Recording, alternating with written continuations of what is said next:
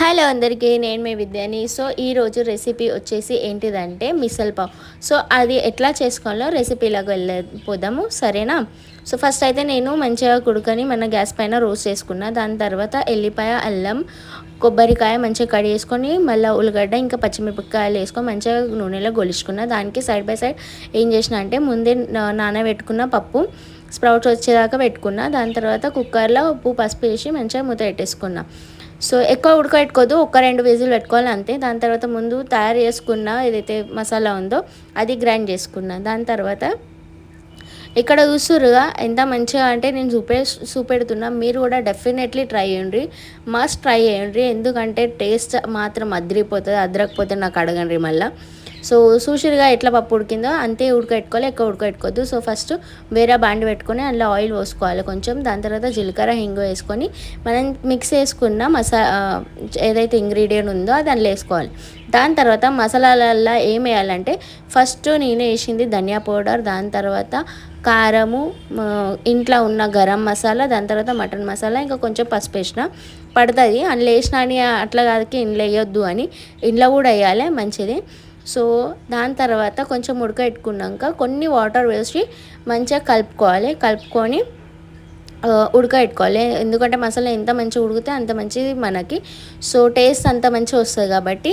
So ఇక్కడ ఉప్పు వేసుకుంటున్నాం మాకు టేస్ట్కి తగినట్టు. మీకు ఎట్లా అనిపిస్తే మీరు అట్లా వేసుకోవచ్చు.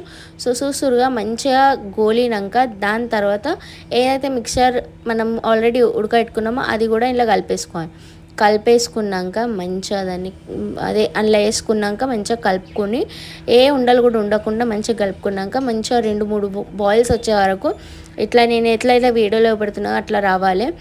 సో ఇది యాక్చువల్లీ కోల్హాపురి మిసల్ పావ్ అంటే బగ్గా ఫేమస్ ముంబైలో. అంటే ఎక్కడైనా మీరు మహారాష్ట్రలో పూణేకి పోయినా ఎక్కడ పోయినా ఈవెన్ షిరిడీకి పోయినా కూడా మీకు ఈ రెసిపీ అక్కడ దొరుకుతుంది కంపల్సరీ. డెఫినెట్లీ మీరు ఒకసారి ట్రై చేయండి చేసుకొని.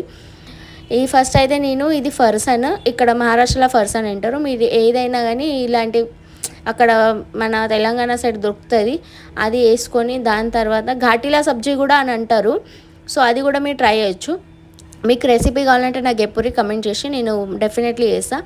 దాని తర్వాత మంచిగా మనం చేసుకున్న ఇంగ్రీడియంట్ గ్రేవీ ఉంది అది వేసుకొని దాంట్లో ఉల్లిగడ్డ మంచిగా వేసుకొని మంచిగా నిమ్మకాయ వండుకొని మస్తు స్పూన్తో కలిపినాక పావు అద్దుకొని తింటే ఆహా నెక్స్ట్ లెవెల్ చెప్తున్నాగా. ఇప్పుడు కూడా నాకు నేను నిన్న చేసిన ఈ వీడియో ఇవాళ పోస్ట్ చేస్తున్నా, కానీ ఏమన్నాను సూపర్ అంటే సూపర్ వచ్చింది.